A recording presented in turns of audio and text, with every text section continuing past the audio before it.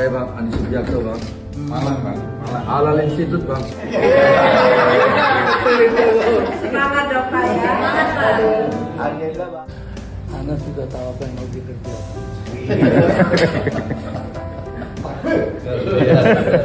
Tambah kuat potensi tambah besar dengan pengalamannya ya Pak ya. Terima kasih anak. Sehat terus Bang, sehat terus Bang. Ya Bang ya.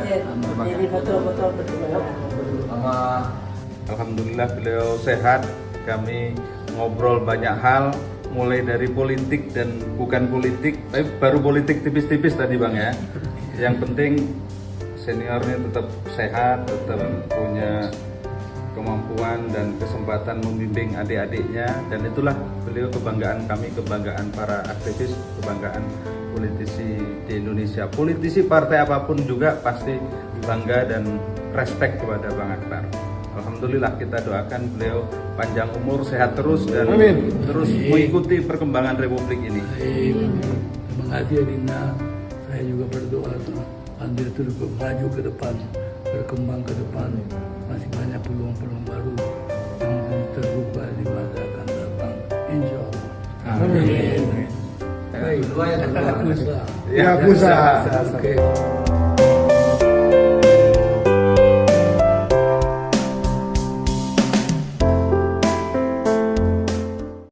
Assalamualaikum warahmatullahi wabarakatuh. Pelotus yang berbahagia, berjumpa kembali di Hasdin Bondika Channel. Kali ini kita masih membahas tentang perkembangan dari Mas Anas Urbaningrum yang telah 1 minggu keluar dari lapas Sukamiskin dan masih menjalani hari-harinya, terutama di bulan Ramadan ini. Beliau masih fokus untuk beribadah, dan setelah pasca Lebaran kemudian akan melakukan kegiatan-kegiatan politik sesuai dengan habitatnya di masa lalu, atau sesuai dengan kiprahnya di masa lalu. Jadi Anas Urbaningrum yang terus menjadi pemberitaan media belakangan ini, bahwa ada juga yang mengait-ngaitkan bahwa Anas Urbaningrum diadu domba oleh 2 kelompok, yaitu kelompok Muldoko dan kelompok Partai Kebangkitan Nusantara PKN, yaitu diadu domba dengan CKS atau Partai Demokrat. Namun ini semua hanyalah informasi dan pemberitaan media juga yang juga masih perlu ditelaah dan dikritisi lebih lanjut. Yang pasti Anas Urbaningrum setelah menjalani hukuman penjara di Sukamiskin selama 9 tahun 3 bulan, dan pada 3 bulan hari ini setelah bebas, beliau masih menjalani wajib lapor karena dianggap masih melakukan cuti selama 3 bulan menjelang masa kebebasannya.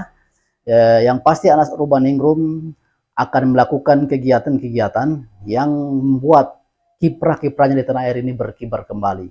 Memang harus diakui bahwa Anas Urbaningrum adalah sosok yang teraniaya, yang dikorbankan oleh sebuah rejim yang berkuasa saat itu, yang pada tahun 2010 sampai 2015. Jadi banyak tulisan-tulisan, banyak pihak yang mengetahui atau bahkan menduga dengan praduga tak bersalah bahwa ada 3 pihak yang bertanggung jawab terhadap kriminalisasi Anas Urbaningrum, yaitu pertama Pak SBY sendiri sebagai pihak yang berkuasa saat itu sebagai Presiden Republik Indonesia, kemudian Ketua KPK Abraham Samad yang menjadi Ketua KPK pada tahun 2010 sampai 2012, kemudian Wakil Ketua KPK Bambang Wijayanto. Jadi ada dianggap persekongkolan dari ketiga orang ini yang akhirnya menjerumuskan Anas Urbaningrum ke penjara Sukamiskin yang telah dijalaninya hari ini selama 9 tahun 3 bulan lamanya.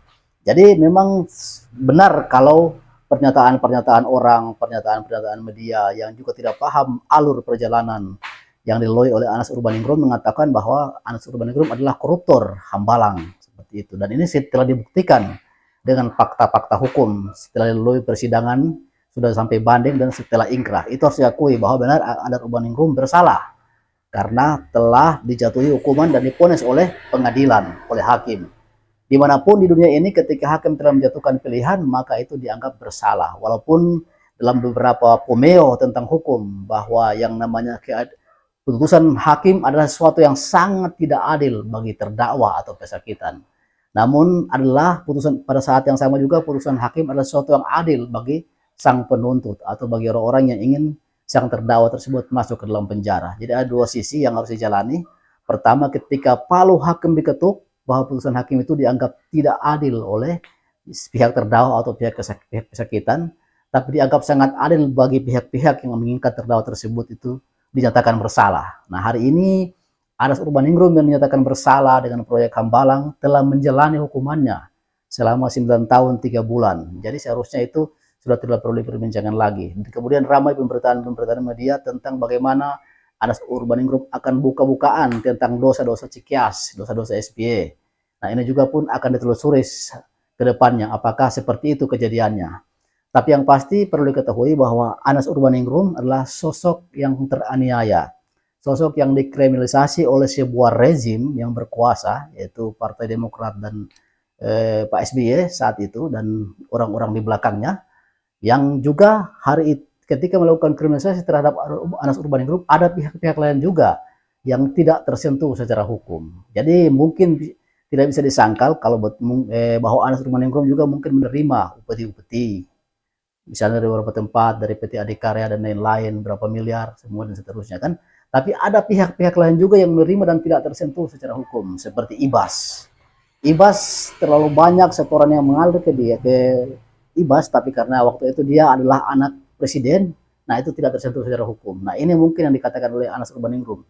Di mana keadilan? Gitu. Mungkin beliau kalau ketika dilihat dari sprindik yang bocor, kemudian fakta-fakta hukum yang sampai Mahfud MD begitu kaget bahwa ternyata tidak ada satu fakta pun, satu kasus pun yang menyebut bahwa Anas Urbaningrum terlibat dalam kasus Hambalang. Jadi cuma sekedar pemberian Toyota Harrier, gratifikasi, dan Anas Urbaningrum dijebloskan ke dalam penjara selama 9 tahun 3 bulan lamanya. Jadi ini sesuatu yang sangat disayangkan, sesuatu yang sangat di luar nalar kewajaran, di luar nalar logika hukum yang ada, bahwa seseorang yang mungkin dianggap tidak bersalah lalu dihukum begitu lama, dan itu terjadi kepada Anas Urbaningrum. Nah, dan Anas Urbaningrum telah menjalani ini dengan sangat tabah, dengan sangat sabar selama 9 tahun 3 bulan lamanya. Nah, karena itu dalam video kali ini kita mengatakan bahwa Anas Urbaningrum adalah sosok teraniaya yang hari ini ketika keluar dan kedepannya akan berkibar kembali, akan mewarnai perpolitikan di Republik ini, dan juga akan memberikan sumbangsi-sumbangsi terbaiknya terhadap perbaikan bangsa ini. Karena Anas Urbaningrum tidak sendirian, banyak kawan-kawannya, banyak koleha-kolehanya, teman-temannya yang siap berdiri di posisi masing-masing untuk mendongkrak tampilnya Anas Urbaningrum di panggung perpolitikan Indonesia.